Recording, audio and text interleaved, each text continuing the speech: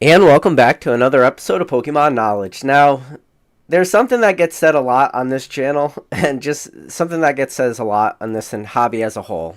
There's never a dull day in the Pokemon hobby, especially when you're talking about YouTube. And there's just a couple topics I was like, I guess I could make videos talking about them, but I wasn't sure like what I could bring to each one of the topics. And like some of the topics, my name loosely got mentioned, which is like crazy. So I'm gonna try to do my best to do two things. One, I'm gonna try to like give both sides of every argument of kind of just the news that's going on. And if you guys aren't familiar with what I'm talking about, you'll find out in this video. And then the second thing I'm gonna do is, while I'm gonna try to just show both sides, I am gonna throw my commentary in a little bit because this is my channel. This is what I do. I do like to throw my commentary in. So the first thing I'm gonna do is just talk about like what's happening with the E4 drama. So if you guys didn't know, E4 is on its own website now. It used to be on Pro Boards. Pro Boards was like an old like message board. So it was its own website. A lot of people were part of it. Dan, DJ Gigabyte, he was originally the admin of that account. So he was one of the first people. I guess technically he was the owner of that website. Now, a bunch of people had moved over from what was, I was going to say Poke Beach, but what was, oh God, I can't even think of the name of the old site. Poke Gym. So a lot of people moved over from Poke Gym, and then they started this site just to like have a place to chat. And at the while, like it was super active, and then there's two different sides of the story. So like one side is like Scott said it was his, and then DJ Gigabyte Dan always kind of said it was him, and then there was like this weird disconnect that happened of like who technically owned E4 versus who didn't. Then Scott started to pay a couple bucks here and there. Pretty much the money Scott was paying was just to like extra server space. Dan DJ Gigabyte talks about that, like where Scott was paying some money to run E4. It was like very low dollar amount stuff like this. So while Scott was paying for that a couple bucks a month for the server space for E4, like he ended up like, I don't know, definitely becoming the face of it. Because if you ask a lot of people who are part of E4, who aren't even part of E4, they would all tell you that they thought that was Scott's website. And so DJ Gigabyte and Dan Persons, they have their own podcast series called Coffee Talks. And on that so Dan Persons is the one that was the guy who graded the pre-release Raichu through CGC. He has two of them. During that podcast, they talked about it. So where a lot of like the weird disconnects are happening in that conversation is who is potentially in ownership of E4. And there's two sides of every story. So there's the one side that Dan DJ Gigabyte and Dave Persons gave, where mainly it was just Dan, because it wasn't really Dave Persons' story to tell. But the E4 story was, mainly DJ Gigabyte told his side of the story. Then PFM, so PFM is also named Scott, not Scott Pratt, different Scott. He made his own post on E4 pretty much saying like the way they looked at it. And it's just funny like watching two different sides, because I don't have any skin in this game. And I just want to like make this clear to some people out there. There was a lot of people who were like somehow lumping me into this conversation.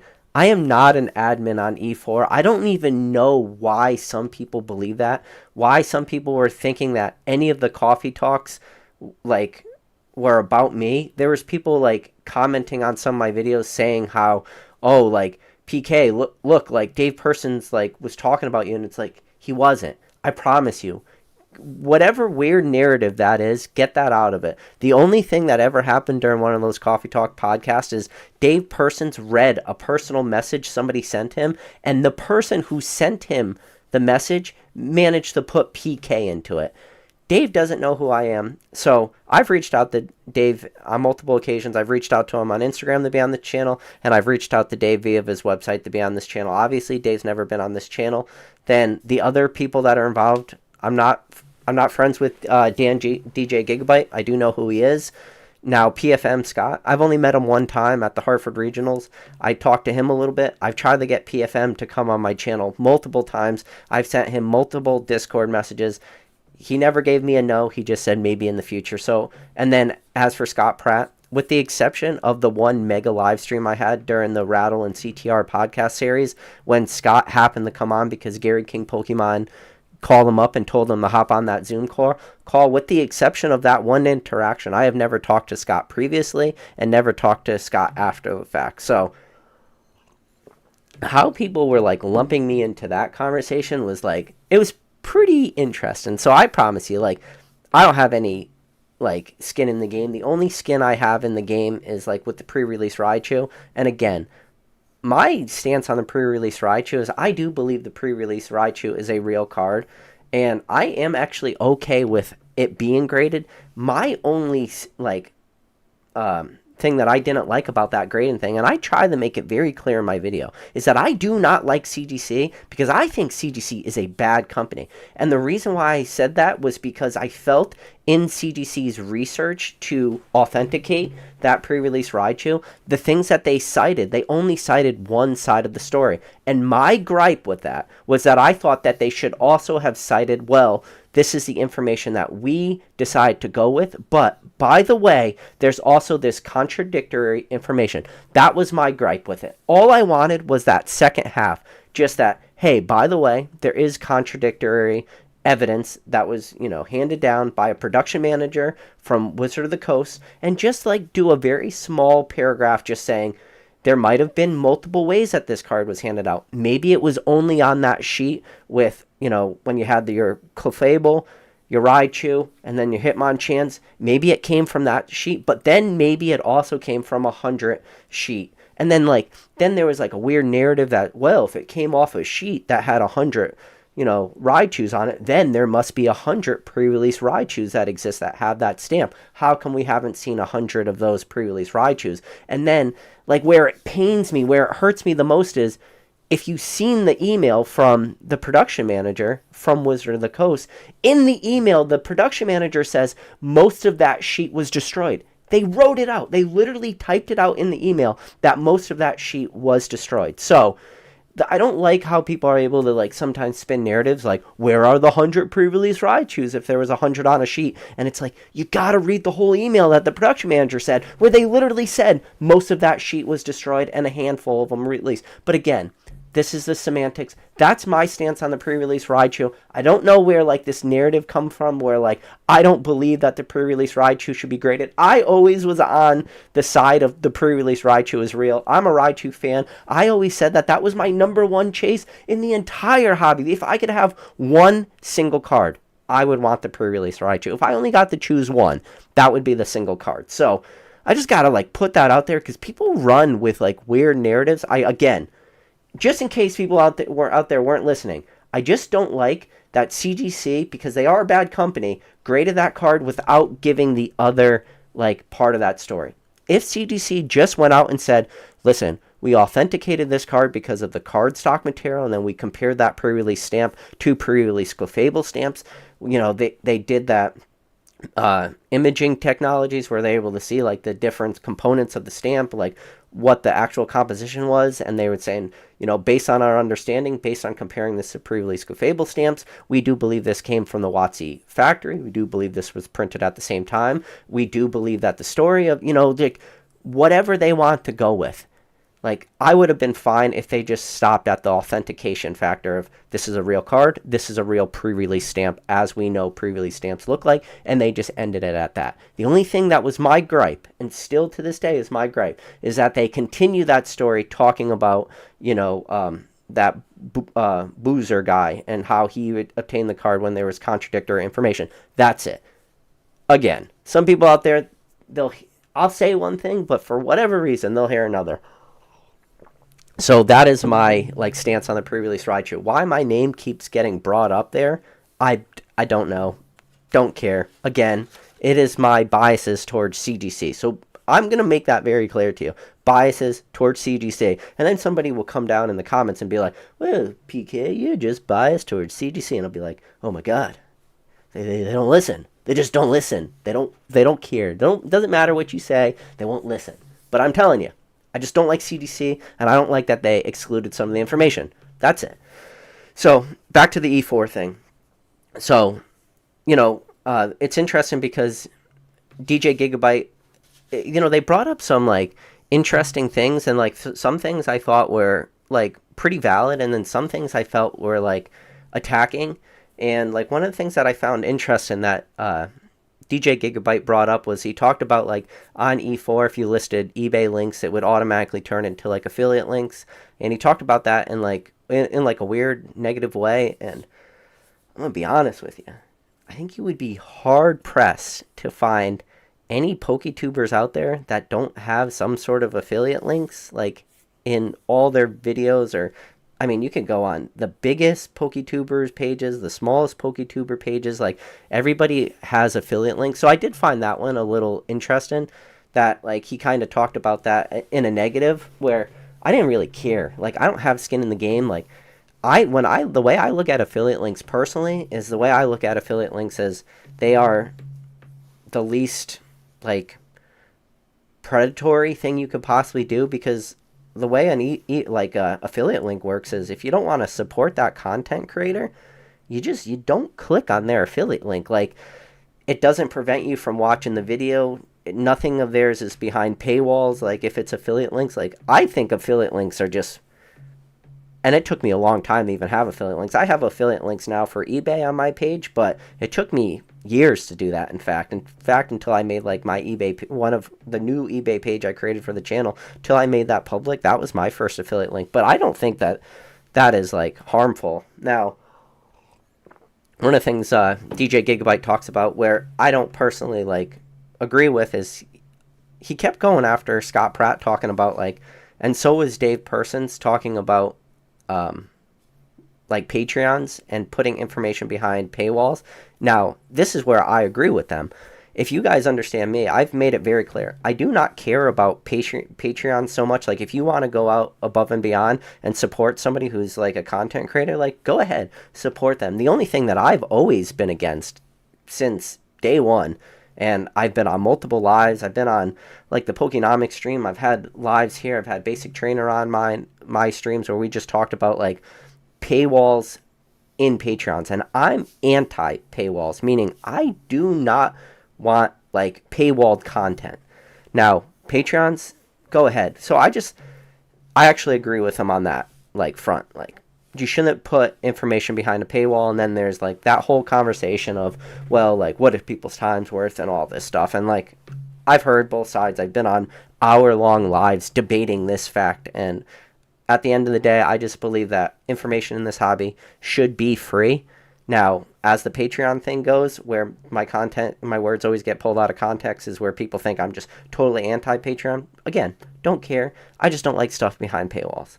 So, like DJ Gigabyte Dan did go after Scott a little bit on that, which, while like I get where he's coming from, because I just told you, like I agree with that statement that, paywall content is not a good thing. I think it's like kind of in a way like a little divisive and like maybe not a net positive for the hobby. And again, this is all my opinion, but I did find it just interesting that he brought that up, because it was like going after these guys pretty hard. And one of the things that Dan DJ Gigabyte talked about in that Coffee Talk video is talking about how they scraped those Pro Board forums. So I guess before they created the new E4 website, they scraped all the information that was on that E4 Pro Board forums, and they transferred it over to the new website.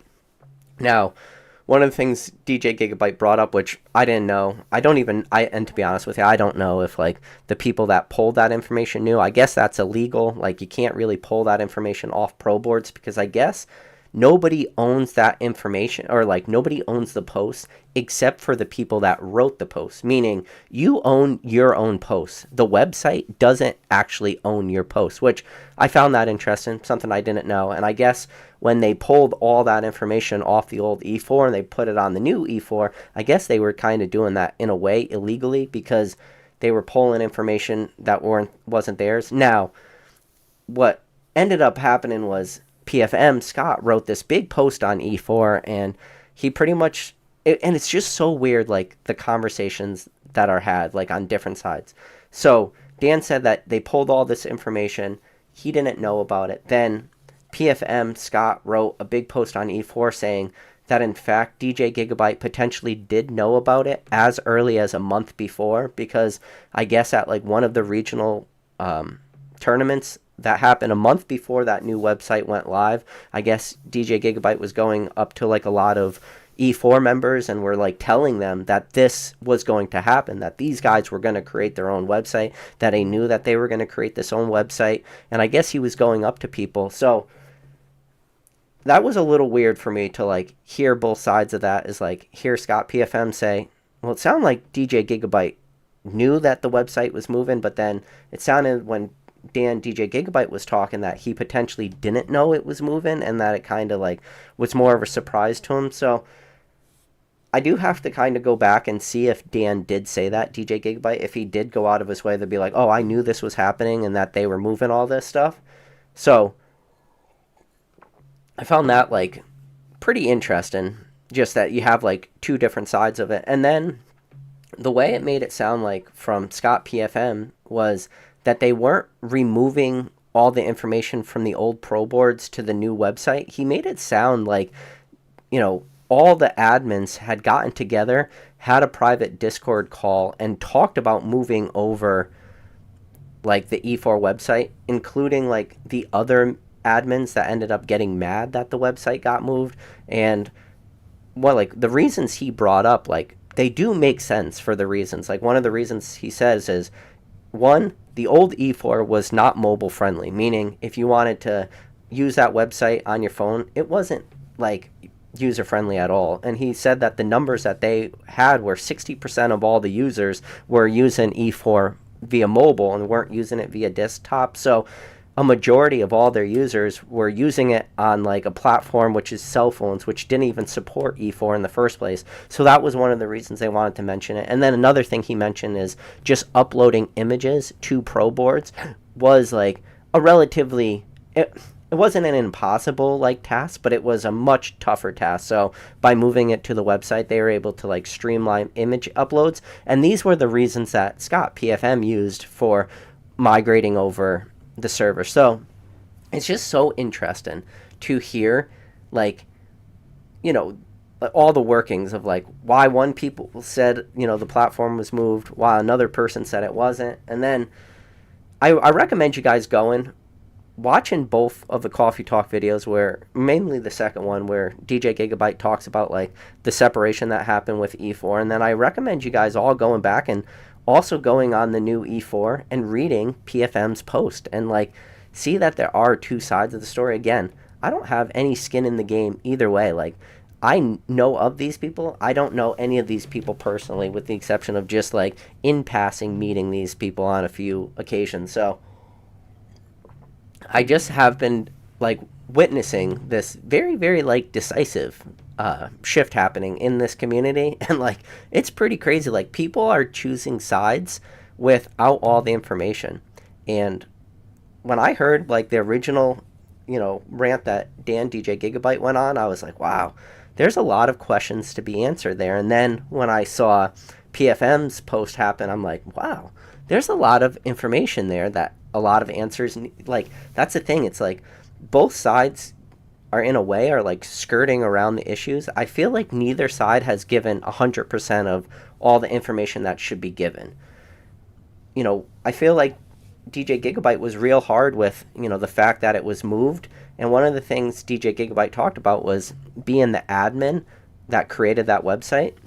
And then the way PFM made it sound like was, well, yes, he did technically have that admin access, like that overall arching, you know, Grandmaster admin, because he was the one that created that original Pro Board like website post. The fact of the matter was, it sounded like he was just working with the other admins more or less like as equals. It wasn't really just his as his own. And then PFM also pulled up like all the posts that PFM had made recently in the last couple years, all the ones that Scott SM Pratt had pulled up and done in the recent years. And then he showed the other mods in E4 and how their posts had just drastically dried up. So it just got to the point, from the way PFM explained it, that some of these older mods, which in a way DJ Gigabyte was just an older mod because maybe he wasn't as active on the E4, website anymore. So they just kind of, assumed he more or less didn't want to be part of the forum anymore. But the way DJ Gigabyte talks about it is, Dan talks about it as if he really still wanted to be super active in that forum. And, Dan still wanted to have control of that E4, being that overall arching admin, where then PFM and Scott are like, well, they showed all the post, and like you can see they put an actual graph in his post that shows all DJ Gigabyte's E4 posts like drastically dropping off. But then I asked the question of, did those posts drop off not because DJ Gigabyte didn't want to be active in E4? Did those posts just drop off because he was kind of tired of maybe all the shit that he saw going on with maybe Scott Pratt and PFM? I don't know. Like, these are the answers that I would kind of be curious to hear, and I don't think you could ever get it in a perfect world where you get both sides on a call at the same time and everybody could like put their side of the story out, and then the other side could kind of give that rebuttal thing. And I think like that's the best way, because I think, to be honest with you, like the truth is never, on either side. I think the truth always 100% of the time lies somewhere in the middle. So it's just fascinating to see both sides and like see the way, both sides are spinning things. And it's awesome. Like, because when I watched the original Koffee talks and I saw DJ Gigabyte like give that conversation, I was like, wow, that was a strong like defense he put up. But I just felt like a lot of the defense he put up were just kind of like more of the personal attacks too. And then Dave Persons really went on that like personal attack route too. And I showed it in my thumbnail. One of the things Dave Persons went after is like they really went after Rattle hard. And I think it was because maybe Dave felt personally attacked by Rattle, because Rattle went after that guy Scott Basket or whatever his name is. Now, the reason Scott Basket's name keeps getting brought up is because of like all the card altering that he's potentially done, and Rattle's pulled up all the videos with the blowout forums where Scott Basket can't submit cards to PSA because of like potentially dealing with that Evan Matthews guy, this former sports player who was like well known for cutting cards, and then Scott Baskett ended up having a ton of these like altered cards, and then it was potentially through that Evan Matthews relationship, like crazy stuff. But Rattle has made so many videos going after Sean.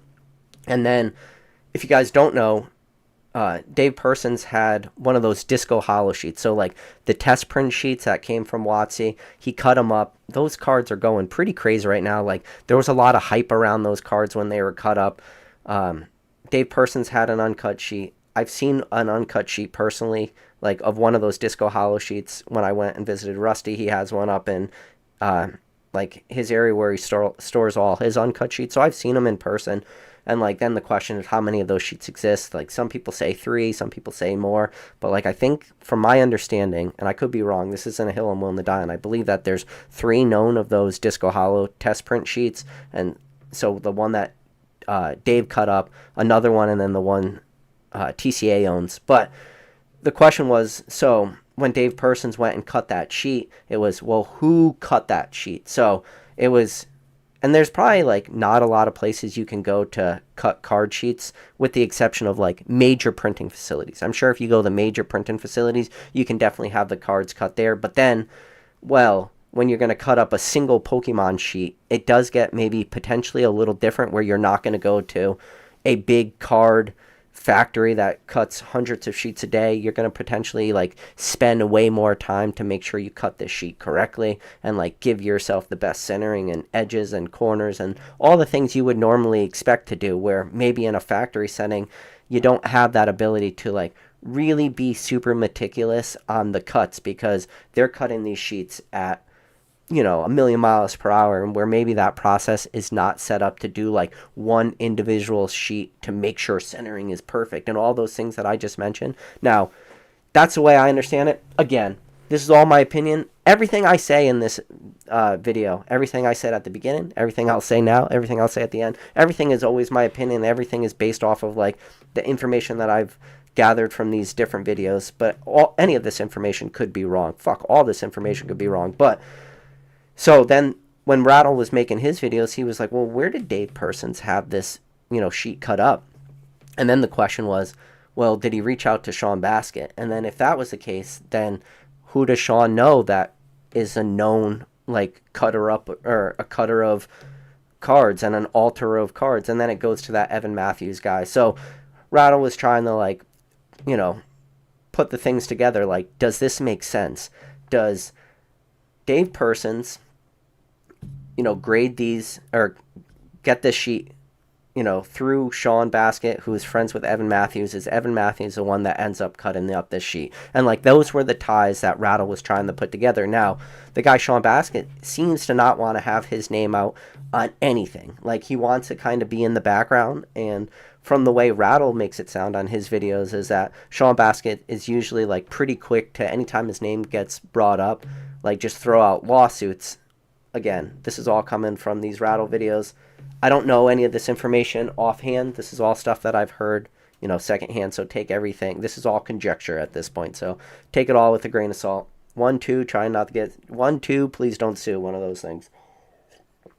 But so then Dave got upset because Rattle was trying to make the point that Sean's name didn't want to get brought up. Dave Persons, when he was talking about like cutting these sheets up, to my understanding, he never mentioned the person that did it or the company that cut up these sheets. So then in the back of my head was, well, it was probably always just a non-disclosure agreement that Dave had with whoever cut up those sheets. But then it brought up that other question of like, why would you have an NDA unless you brought up an NDA because you didn't want people to know you cut up these sheets, or maybe you had multiple of these sheets? I don't know. I don't know why you would need an NDA, because it seemed like he made it very clear to everybody, like he cut up these sheets and then he sold all those Disco Hollow sheets, or all those Disco Hollow cards. Like that was very vocal. But the guy Sean Baskett's name never like really wanted to come up. So I think Rattle was really trying to push hard to get Dave to mention Sean's name. And till eventually, Dave Persons did mention Sean's name, but talked about him in like a very positive light. And when Rattle was at the Charlotte Collecticon, when he walked into Charlotte Collecticon, the Sean Baskett guy was like very upset because Rattle just had his camera with him, and Sean was potentially afraid that Rattle was trying to film him, and like Rattle was trying to do all these hit pieces against him. So those two never really like got along. They always butted heads. And then it gets brought up now, Sean Baskett was always Gem Mint Pokemon's silent partner, I guess. So and you guys know all the shit that's going on right now with these Omega mystery boxes. So it's weird.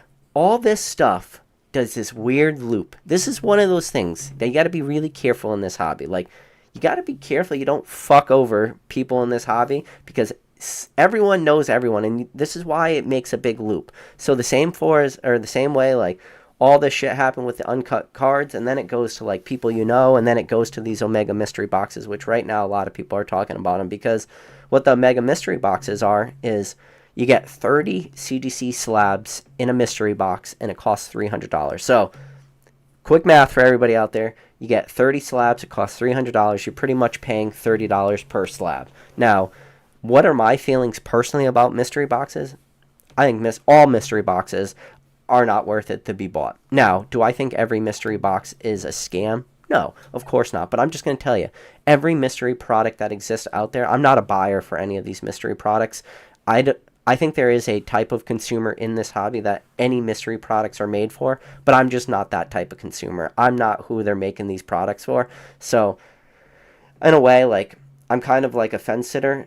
The way I look at mystery boxes or mystery products, I'm going to do both the positive and the negative. Like, on the positive, I think it caters to a very entry level, very low focus, like, collector. That's how I look at it. Like, mystery boxes are given to the person whose thought process is, give me a mystery product with mystery items in it, because I don't know what I want in this hobby. So, like, that's the positive. You're just helping that person out who just really doesn't know, doesn't care, probably are happy with whatever they get. And while I don't agree with that, there are people out there like that. Now, and again, you could probably phrase that and make that a negative way, where you're just giving people whatever because they don't know what they want. And I don't think that helps to build that collector. Now, the negative aspect of it is I think that mystery products do a very bad thing in this hobby is they suck money out of this hobby. Like when you have a poor mystery product, it could suck a ton of capital out of this hobby. So a lot of the people that would maybe like want to grow in this hobby and like do other stuff, like they can't because, you know, they've just been sucked dry by like really, really shitty products. And at the end of the day, like a positive I could say about mystery boxes, and I don't really know if anybody is refuting this statement, is mystery products are made to make the person money who created that product. And that's just the truth. But like this is the weird thing. I think the people that are more up in arms about those mystery products, like I don't know if they understand that very, very like obvious thing that mystery boxes are not made to make the person opening that product money. It's made to make the person creating that product money. That's why I don't touch them. I don't want anything to do with mystery products because I know that one simple fact. Now, the Omega mystery boxes, they have like a Shadowless Charizard and a CGC 10. That's a very expensive card. Do I believe that that Shadowless Charizard is in there? And my answer is yes. And the reason why I say that is because Zach, Gem, and Pokemon is part of Omega mystery boxes. And Zach said to, not to me personally, but I've heard it from other people that Zach has said, yes, that CGC 10 Shadowless Charizard is in at least one of those mystery boxes. And because Zach said that, I believe that. Like, 100%. If Zach said that that card is in there and all those cards that are on the boxes and all the hits that are supposed to be in there, in my opinion, if Zach said that, that means they're all in there. But that doesn't change the fact that these products, you can just do the simple math. Like,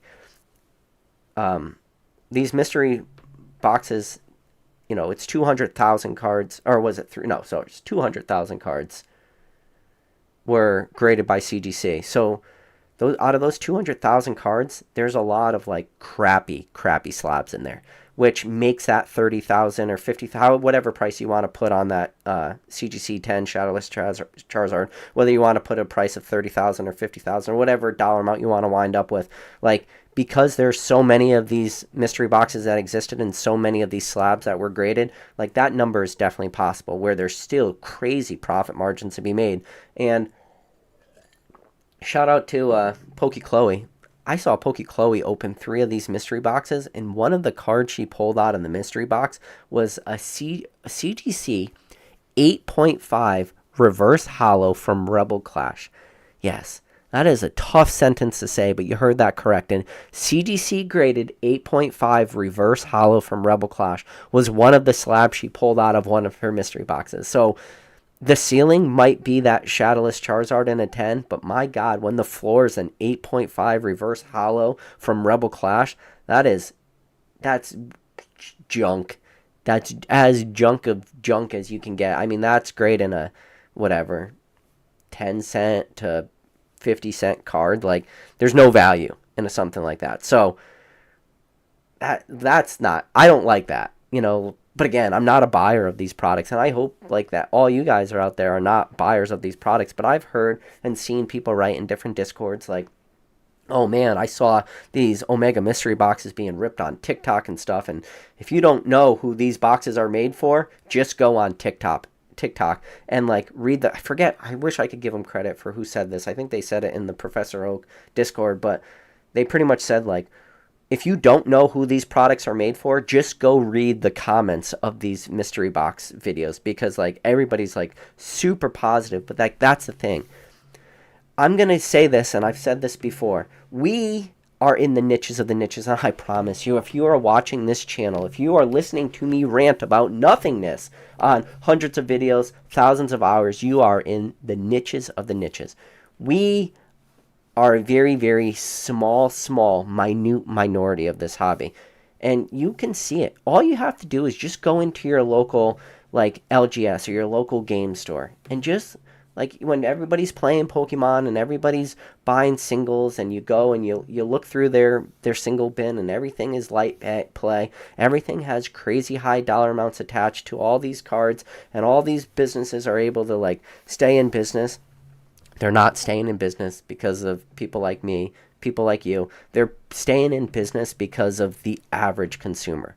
The average consumer doesn't care about any of this shit. And like, there's very few hills I'm willing to die on. The hill I am willing to die on is that the average consumer just doesn't care about 90% of the shit we care about. Like, when we get into the niches, we care about that. Most people can't recognize sets. People can't recognize, like, hits. If it's not just within their very, like, small wheelhouse, they don't know anything about it. When I went through a box the other day, and one of the cards I pulled out was, and this was at an LGS. I pulled out a bunch of, like, hollows and stuff. The hollows I was pulling out were, like, Sandstorm. I pulled out a bunch of, like, reverse hollows from EX Dragon and stuff. And all the prices on the top loaders had stickers on it that had the current price that they were asking.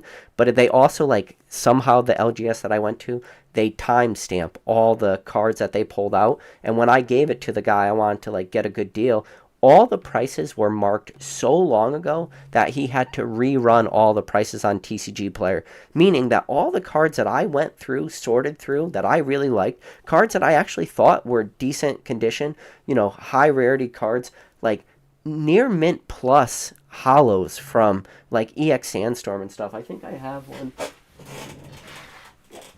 I got one right here that I went. So, like, this is... let's see if I could pull it out. So, like, this is one of... obviously, I didn't pay $15. But it's a Viper from EX Sandstorm. It was marked for 15. Like, this was the date that it was that was originally done. So, September 5th, or September 15th, 2023. Like, that was the day it was put into the system. And, like, look at the back of this card. This card, like, there's a little whitening in there. That corner's clean. I don't know if you could really see it. Like, there's a little whitening on the side there. And then, like, that corner's clean. I'm like, okay, will you take $9 for this card? And they go, okay. I was like, all right, I'll do a $9 hollow from Sandstorm and, pretty decent condition, which I think that's a 8 or 9. But either way, like, that's a solid binder copy. And I'm pretty sure on, like, TCG Player, that card, even in light play condition, is probably right around, they probably had it priced correctly at 15. But I bought, like, a handful of cards, so I was able to work out a decent deal for all these cards. But nobody picked up those cards. Nobody cares about those cards, which kind of just brings me to the point of that I'm starting to say is the shit we care about, most people do not care about. That's Sir Viper from EX Sandstorm. Most people wouldn't even know, like, what fucking card that is. And the only reason I know what card that is was, one, I'm familiar with the set, but, just the fossils in the bottom right-hand corner, too, the set symbol. There's probably a lot of people who don't even know the set symbol for Sandstorm. And then there's, now again, with this fucking chat, there's a lot of people that know the symbol for stuff like that. But it goes back to the Mega Mystery Boxes. The whole rant I got on is, like, who are they made for? Now, the things that I don't like about those Mega Mystery Boxes, which I don't know why more people aren't talking about it, except for Rattle. Like, Rattle put up a lot of good points. And one of the things is, 200,000 cards were graded by CGC for this product.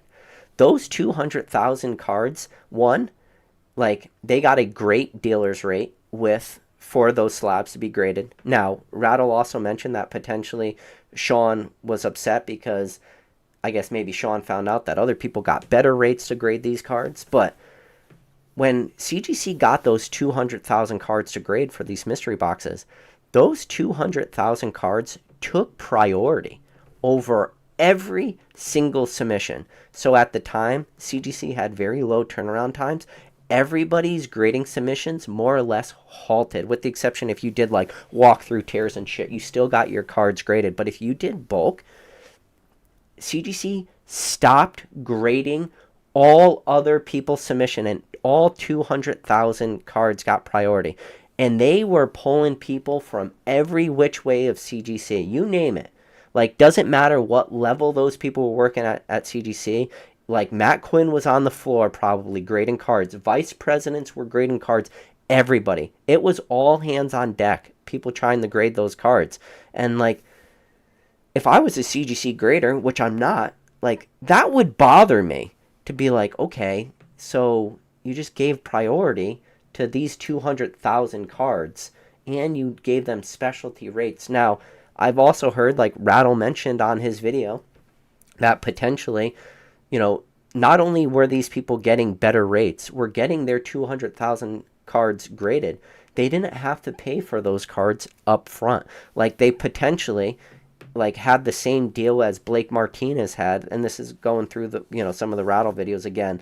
This is how I remember Rattle putting this, is that not only did they get like 200,000 cards graded, not only did it push everybody else's cards to the backlog, but then they don't have to pay for those grading fees up front, because I guess potentially Blake Martinez had a deal worked out with CGC, was he didn't have to pay those grading fees until they sold those cards. So then the same thing with the Mega Mystery boxes. Like, they're going to be selling these Omega Mystery boxes, and they're going to be getting a ton of money for these product. And when that money starts to roll in, then they start to pay off CGC some money. And then, you know, it keeps, you know, compounding on. And then there's potentially deals worked out where, you know, this could be a promise. This could be a stream of cards to CGC. If this is just the beta phase of these Omega Mystery boxes. There was an alpha wave that came out. I believe this is beta. And then if these mystery boxes work out in the future, there could potentially be a flood of cards that are going to hit like CGC for the long run. Now, this is stuff that I don't know, but I'm going to guess that the reason that happened is the reason they went after CGC is because if I had to guess, they probably went up to PSA, or they probably went up to Beckett or some other grading card company and probably tried to work out a deal in order to grade with, you know, PSA or Beckett. And probably these other grading card companies weren't willing to like play ball with these guys. Now, I don't know that, but like that would, again, this is just my guess, but like that's how I would assume it is, because I have heard of stories of people reaching out to PSA with like huge card submissions being 1,000,000 cards. Yes, you heard that number correct. People have reached out to PSA with 1,000,000 cards and trying to work out like deals to get cards graded and lower grading fees, and PSA pretty much said no. So I don't know if CGC was one of the only people to reach out and like be willing to work out a deal, or if maybe CGC was the only one that they went after. I probably wouldn't really go with the latter, that CGC was the only one. I would say that CGC was probably the only one that worked out a deal. Now, and you know, Rattle's talked about all this shit in his videos. The problem is you got to work your way through a lot of like Rattle videos, but the information's out there. Now, it goes back to the whole Sean Baskett thing. So then the question becomes, you know, now, and then this is where like people start talking. Did Sean Baskett help Dave Persons grade his pre-release Raichu? This is information we will never know. You know, this will never like get put out. This is where you got to literally put on your tinfoil hat. But then the question is, was part of the deal for these 200,000 cards to get graded through CGC? Was there potentially like, hey, if you want all this money for this 200,000 cards, because CGC was definitely struggling at the time, at least in my opinion, is that's just by looking at like the pop report data. CGC, I mean, and not just looking at the pop report data, you can look at what their turnaround times were. Like, there was a while where CGC was $15, PSA were $15. They had the same price. CGC hadn't changed over their grading scales yet. They were still tough. They hadn't officially re-released the new slabs and the new labels and all this shit. And I've heard like rumors of people sending bulk submissions out and having turnaround times in less than a week. That does not scream like we have a ton of customers right now. So the, you know, question people were asking, the question like Rattle were asking was, well, did Dave Persons pre-release Raichus, was this part of the deal? And then, you know, so then people were saying, well, if this was part of the deal where they said, hey, we will give you these 200,000 cards, but by the way, you also need to grade this pre-release Raichu for my friend Dave Persons. Like, again, none of this was said like publicly or anything, and so we don't know if any of this was true, but this is the conversations that people have been having.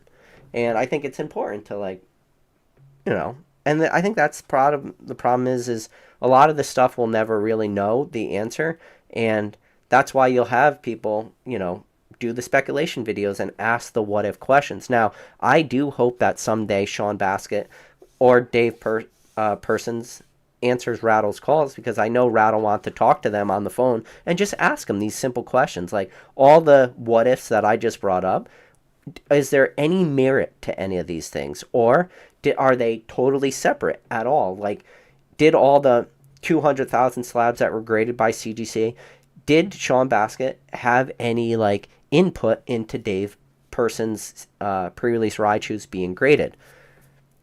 I don't know. But like that's a question that like people have brought up. I don't know if it's true. Again, this is just like all semantic shit. But there's a lot of, you know, we've seen the numbers now. Like there's a lot of like questionable things and a lot of like arrows people are trying to like put together and figure out like what is going on. And like that's the thing about this hobby is we are in the niches. And I mean this. We are in the niches. There's nobody who thinks about this shit or cares about this shit. I promise you. There's a very, very small, minute portion of this hobby cares about this stuff and is even questioning like what deal. You know, you graded 200,000 slabs with CGC. What deal did you get? Are you paying all those slabs up front, or are you paying them like Rattle mentioned with the Blake Martinez deal? Are you paying all those fees after the fact? We would be curious. We'd be interested to know. The fact that those 200,000 cards got precedent over everybody else's bulk submissions, we'd be curious how you work that out. How is that fair to all the other people that were screwed over? And then what was the price per card you were grading, you know, those? Because then when you look at the Omega mystery boxes, if you knew the actual true price per card to grade, that makes all the profit margins that much more intense. So, you know, right now, if CGC's bulk prices are $8.99, if you can get rid of $1, bring it to $7.99, you now saved yourself $200,000 because I just told you to grade 200,000 cards. Now, you could save yourself $2.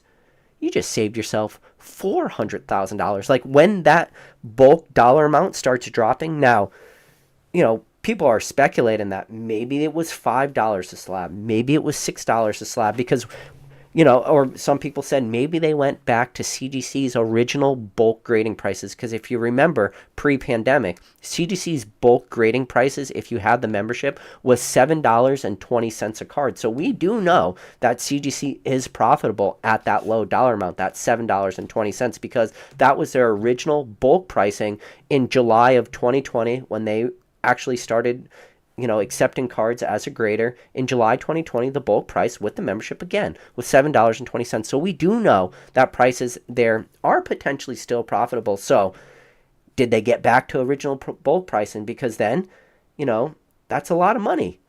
Did they get 7? Did they get 6? Did they get 5? And the lower that price goes, the amount of money that's saved on 200,000 cards gets crazy. And especially when you look at competitors, you say, well, if you can spend $7 a card to, you know, grade $200,000, or spend $7 a card to grade $200,000 cards, well, what was their other option? Is PSA's bulk at $15? You know, the difference between $15 and $7 is $8. You are now talking saving millions of dollars. Yes. When you start looking at different comparables, like between 7 and 15, you get into the savings of millions of dollars. Now, where I, like my personal stance on mystery products too is, if you look at these Omega mystery boxes, they're beautifully designed. They're well packaged. Like each slab has its own individual packet of like how each card is. It's I think Twice Baked Jake opened one on his channel. I think the way Twice Baked Jake described those Omega mystery boxes as they're like booster boxes for graded cards. So, you know, booster boxes of graded cards, like that's an interesting way to put it, but it's beautiful packaging. The way I would, in theory, want a mystery box is I would want somebody to make it a mystery product. The ugliest product for the cheap, or maybe not the ugliest, but like the cheapest possible way to package that mystery product. I would want somebody to like have vanilla envelopes in there because I would want ultimate value. And if somebody who was creating that mystery box said, listen, we could have put each one of these slabs in a nice shiny, you know, Omega mystery packet and stuff, but it would have, you know, cost 15 cents extra per card.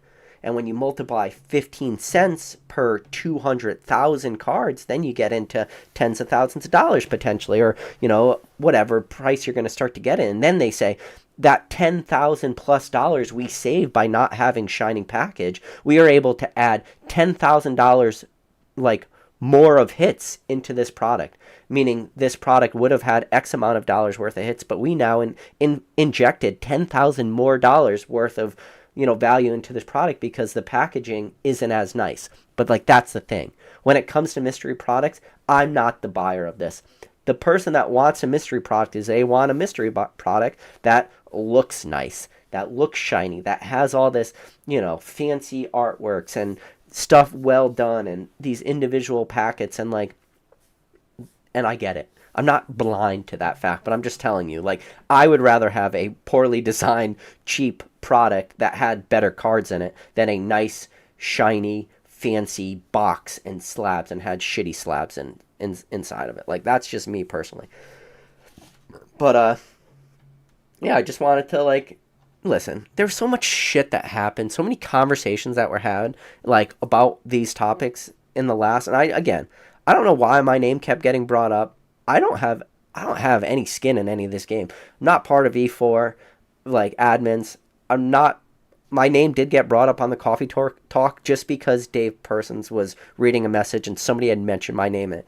Again, no skin in the game when it comes to the pre-release Raichu and stuff. Omega Mystery Boxes, again, I got no skin in the game for Omega Mystery Boxes. Now, all I got to do is go off of, a lot of, the information Rattle's going after. And I do want to go back real quick. And one of the things that did bother me from the Koffee Talks thing is Dave Persons did go after Rattle, and I think it was a very unfair thing that he said was, that Rattle is so busy pumping out videos that he doesn't have time to, do the research.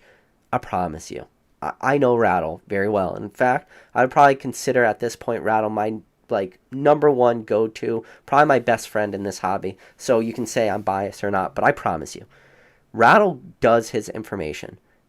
He does all his research on all his videos, and whatever information he's portraying in the videos at the time that those are released the information is as correct as he knows it to be.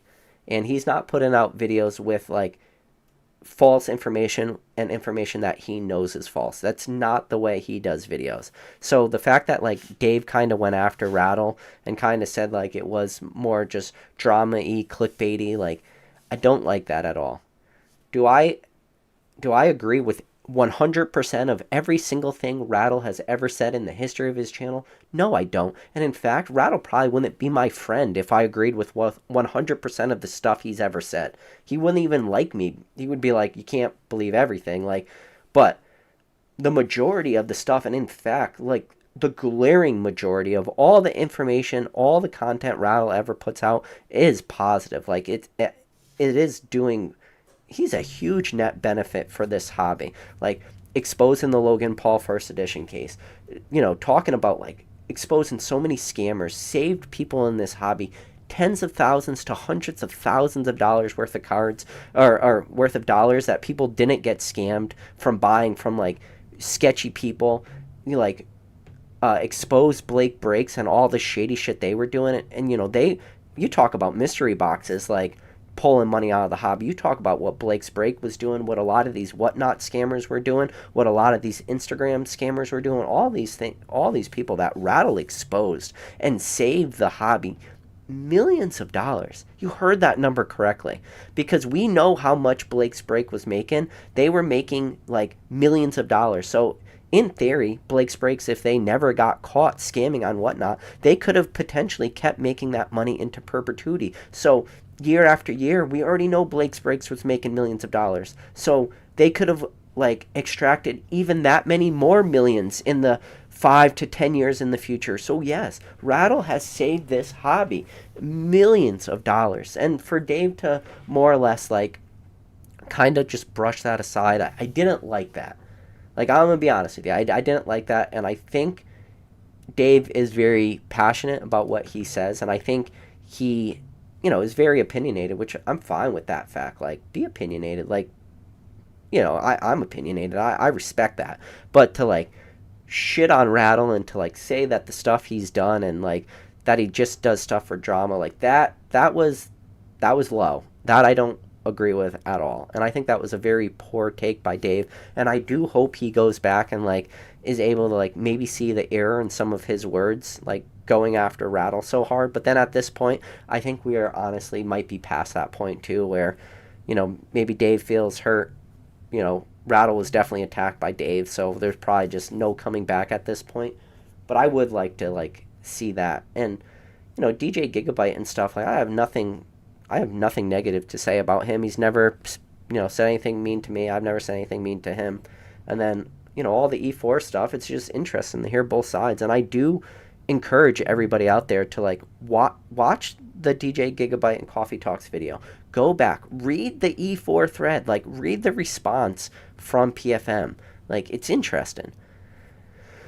All right. Anyways, it's 10:13. I managed to rant about this. Oh, my goal was, I was like, I could probably knock out these talks in 30 minutes. 30 minutes or less, never possible. I'm going to go. I want to read the chat right now. A lot of people are saying, like, here we go, PokeTuber War 2. No, my PokeTuber Wars, that's just me. Like, my PokeTuber Wars are people that just talk about me directly. You know, like, the constant, like, bringing my name up in conversations, calling me the biggest gatekeeper in the hobby, you know, constantly putting my name in the thumbnails of their videos, constantly having my name in the, like, title of their video. So, like, these are all the issues. And then, obviously, I'm not going to, this isn't a nostalgic-nomics thing, but, like, those are all the reasons I don't like him just because of the personal attacks he did against me. Like, he was very, very deliberate and very personal against me. Again, mentioning me as the biggest gatekeeper in the hobby, putting my name in the title of his videos, putting my picture in the thumbnails of his videos, all the shit that I ended up doing after the fact is just, but that's the PokeTuber War. That's the only PokeTuber War that I'm currently in, and currently, he stopped talking about me, so I'm not going to make any videos, like, directed towards him. The second he makes a video about me, second he brings me up, I will promise you, and I swear to this, there will be more videos to come. I got plenty of video topics. If he wants to go after me, I'm ready. I already got this great thumbnail already made, and it's, if you ever seen Starship Troopers, there's like a point where they're just running in like a big group, and he's like, what's going on? And then one of the guys turns around, he's like, we're going to war! Like, I already got the thumbnail. It's going to be that Starship Trooper meme with him yelling, we're going to war. So I just haven't had a chance to like bring that thumbnail out, but it's there. It's cocklock, ready to rock. Trust me. I got a bunch of legends in the chat right now. See, we got number one mod, always Drew in the chat. Good to see you there, Drew. Let's see. I'm just scrolling through to see if anything. So Hypebird0 said, you mentioned a while back hearing some things about Leonhardt. I think regardless, rare candy, can you share? No, I can't, because I can't like substantiate any of the things that I heard about Leonhardt. Plus, this isn't that type of video.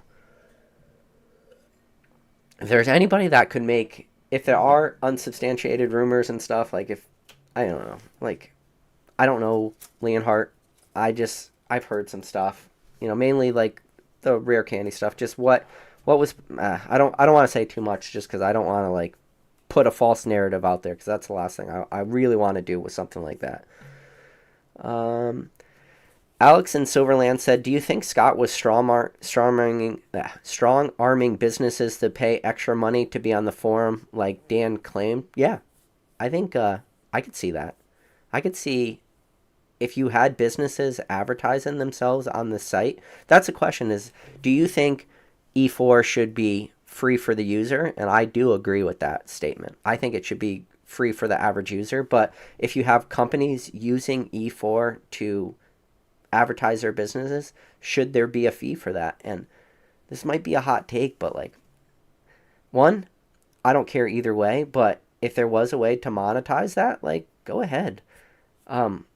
You guys might not know this, but I did not monetize my channel until 1,400 subscribers. So you're actually able to monetize YouTube videos after you get 1,000 subscribers. But I didn't want to originally monetize this channel because I was like, whatever, I don't want the money. And then I went back and watched one of my videos just because it was like one of my videos that had a crazy amount of views. I was like, oh, what was like the special sauce? Why did this video pop and none of the other ones did? And I went and I clicked on that video and I was on my personal YouTube account and an ad started playing. And I went, whoa, whoa, whoa. Why do I got ads playing on my videos? I chose to not have any of my ads play on my videos, but those were still there. So I was like, well, I'm going to start putting ads on my videos. Like, I'm very bad at monetizing. I don't even have like or YouTube memberships, which again, I'm not even against YouTube memberships because I think those are harmless. Like as long as you're not keeping, I wouldn't keep any videos behind YouTube memberships or anything, but like I don't even have YouTube memberships.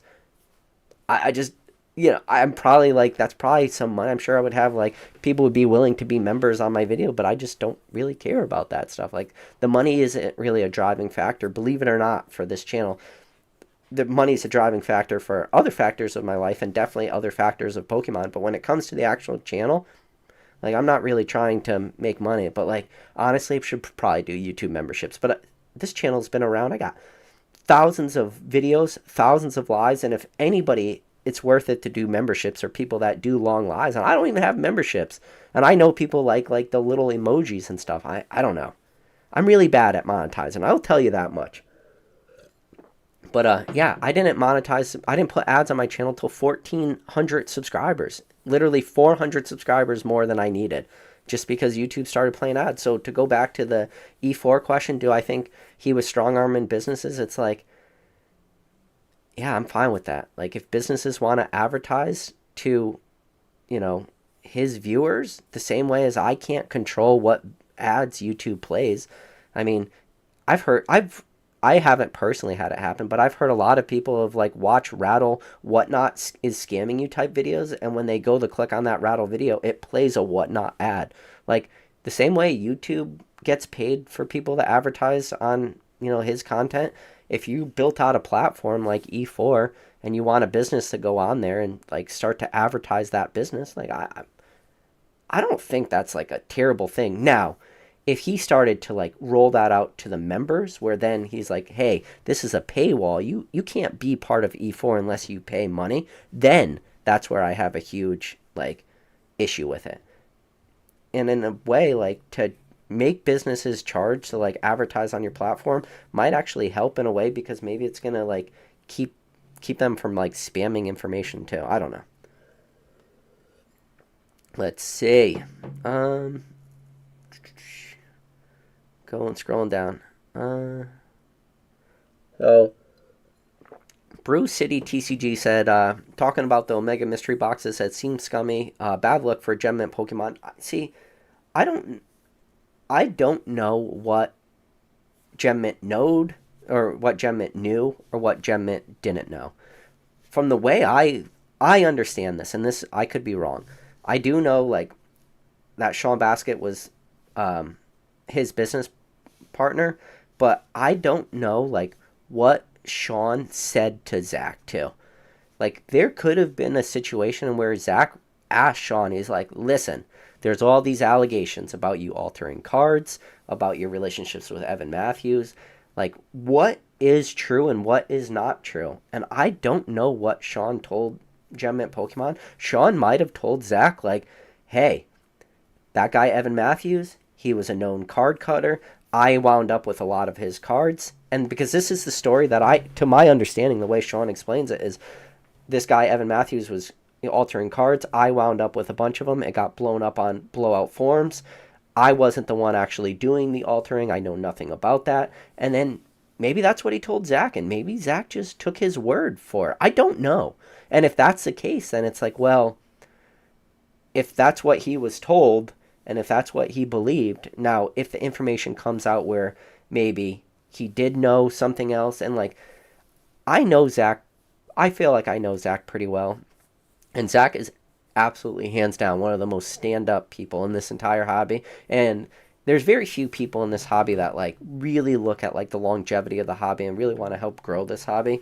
as much as Zach does. Now, to get in with like mystery products and stuff, like, and again, I think it just goes back to where I look at mystery products is I'm not the consumer of these products. Now, it goes back to I gotta remember this, but it's like the tragedy of the commons. I think I've talked about this in the past. So what the tragedy of the commons is it's just imagine if you had a it goes back to like England and stuff, and like they have these common areas where if everybody owned one cow, there would be enough grass on the common that everybody could own one cow, and they could all eat enough grass and everybody could be happy. You could get your milk and whatever from your cow.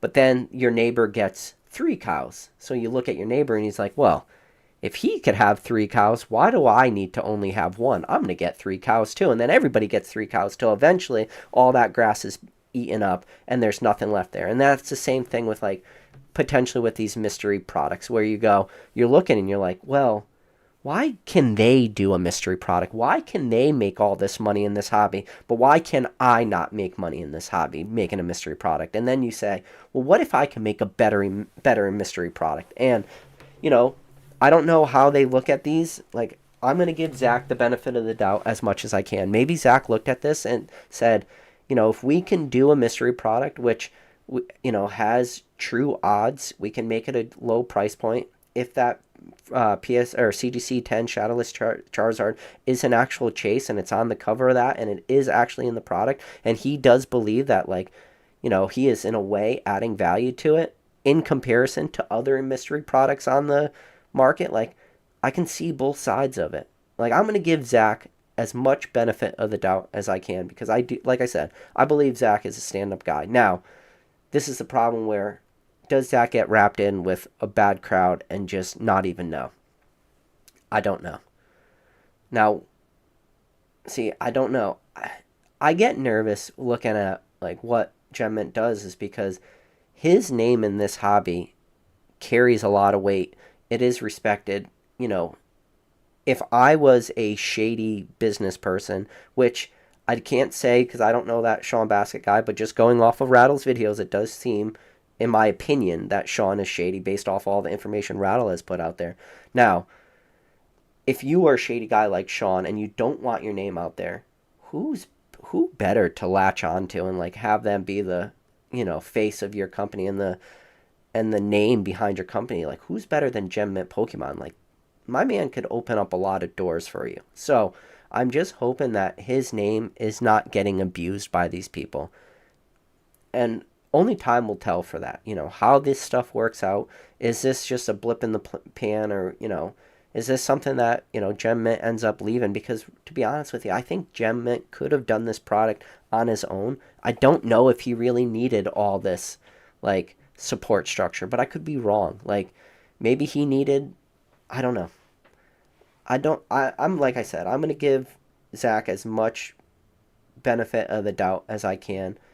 I do hope that, he makes like a video. I mean, he's already talked about it. I hope he can talk about like what's going on. Like, how did he end up like getting involved in this company? I don't think there's anything like bad happen. I don't think Zach's part of any of like the negative that's going on.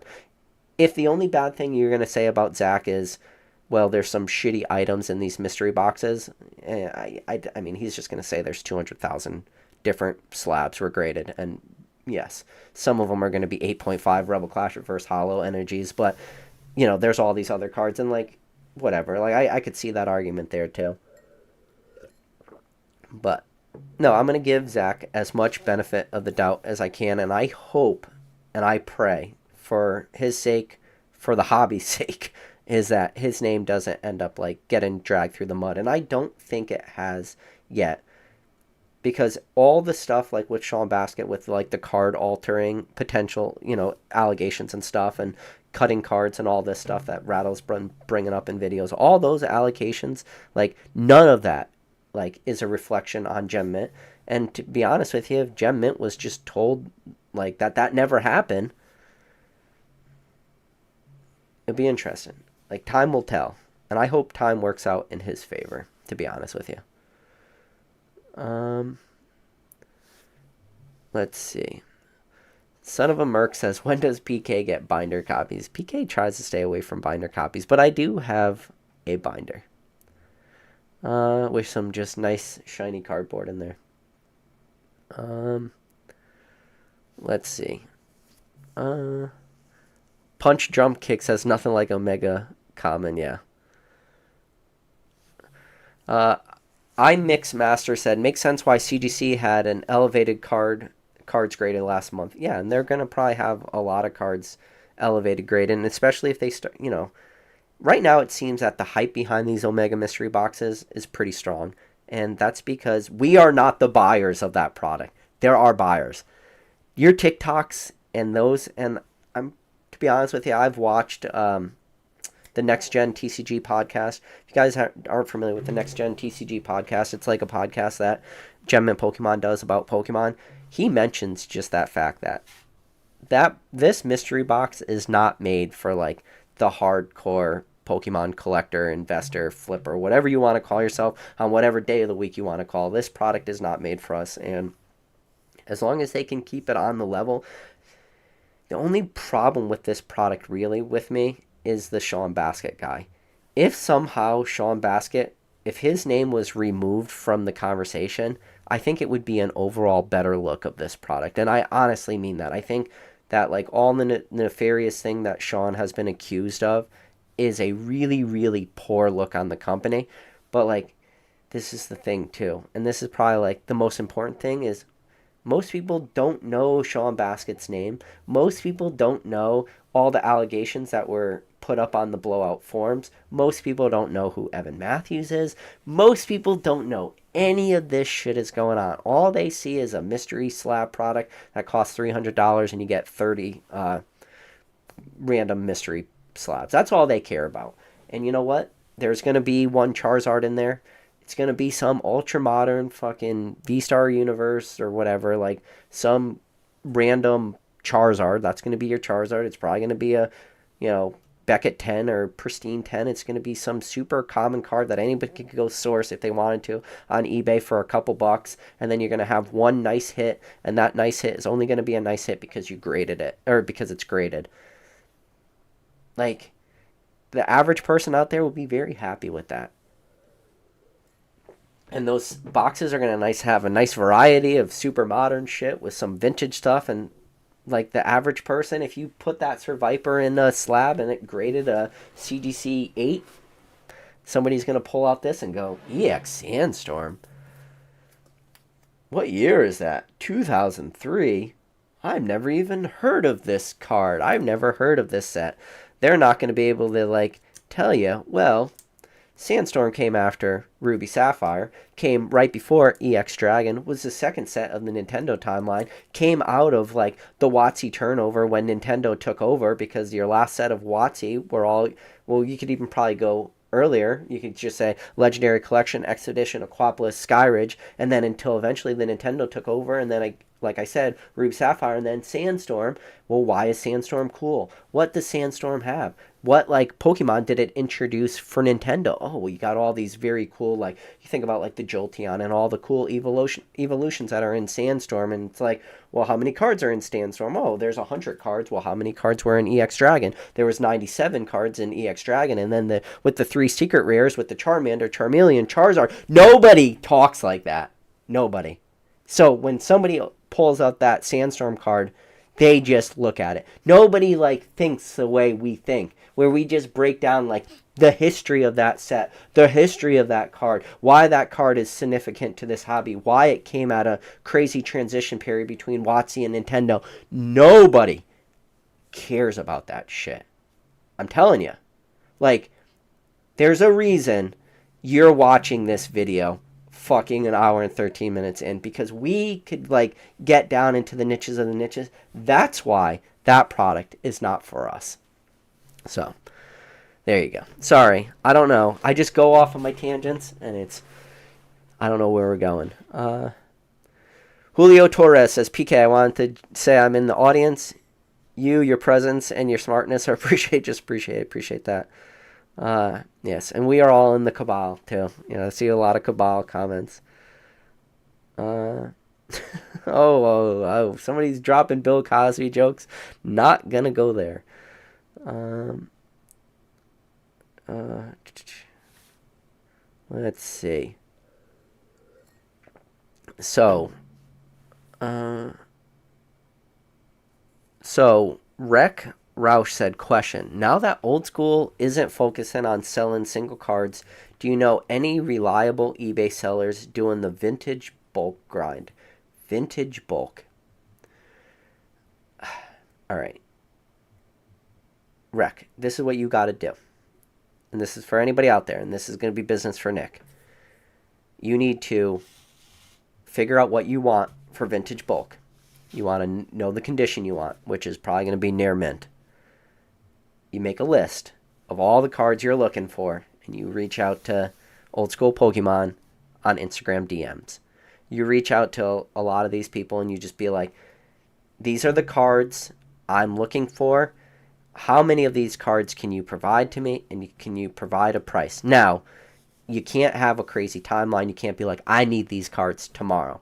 But if you reach out to Nick and you be like, listen, this is a shitload of vintage bulk. I mean, if you want Shadowless cards and stuff, like Nick has a preposterous amount of Shadowless cards that he got from Gary King Pokemon back in the day and stuff, and, tons of them. It might be tough to get some of these, but if you reach out to him with $300-400 and for a decent amount of bulk cards, and you can make it worth his time, he might say, okay, when I get around to this, when I find the free time, I'll pull these cards out for you. This is my price. Here's my PayPal. Friends and family, Venmo, whatever you got to do, make it work.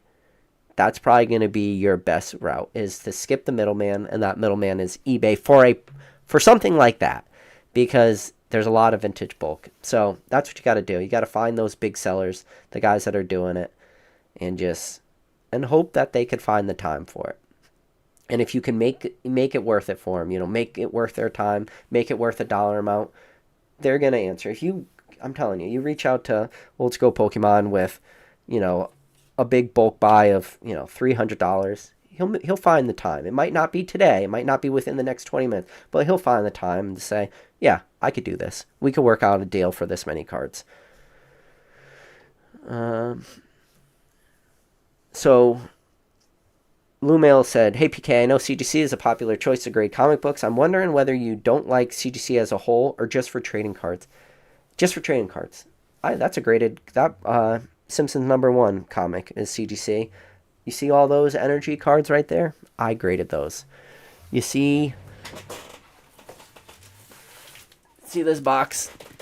This box is all Skyridge cards. Oh, let me see. You see this box? This is all Skyridge cards. So you see you can see the color difference. So obviously you pull out like one of these cards is gonna be like PSA. But then all these cards right here that are these different color, these are all Skyridge cards. Or all CGC cards. So and there's multiple of every Pokemon in here. I graded all those cards with CGC. I got absolutely destroyed grading with CGC. Just these Dittos. I graded 3 Dittos with CGC, got destroyed. I was very, very bullish on CGC at one point in this hobby. I thought CGC was absolutely fantastic for this hobby. I thought to give competition with PSA would have been a fantastic thing. I thought CGC could find a nice niche, and I don't like CGC, the trading card company, for all the things that they did to hurt this hobby. And then the sad thing is I ended up being right at the end. CGC ended up, admitting they were too harsh with grading because they changed their grading scales. They bumped up all the 9.5s to 10s. They went out on... I don't want to do my whole CGC rant, but yes, it's just on the trading cards, I promise you. Let's see. See, we got Rattle Pokemon in the chat. Good to see you, Rattle. Hopefully we were just talking about you not in a negative way. But, all right, guys. Listen, speaking of Rattle Pokemon, we got 100 viewers right now currently watching this live real time. As soon as this live is over, it is still Saturday. If you don't know, every Saturday there is a happy hour chat that goes on in the Rattle Discord. As soon as this live is over, I will be hopping into that Rattle Discord. Camera on, mic on. If you guys want to ask me any questions, if you want to ask Rattle any questions, if you want to shoot the shit, talk Pokemon. If you guys have some packs and you're like, I just want to open packs with some people, and you want like 20 other people in that Discord call rooting you on, you don't have to go on Whatnot and spend $1 million open packs. You open your own packs. Hop in the Rattle Discord. It's a lot of fun. If you're doing it for the first time, you could hop in. You don't have to do voice. I recommend doing voice, but at least, maybe you get to the point where you do voice, you start reaching out to people in the community till eventually you get to the point where you're going to do voice and video. That is the next level. This is where you're going to elevate in the hobby. So I recommend you guys jumping in. That's where I'll be for the next hour or so in the Rattle Discord. As always, guys, appreciate every single one of you. I hope this was a fun video. I hope I don't have to talk about these topics too many more times in the future, but we'll see. But as always, I'll catch you on the next video.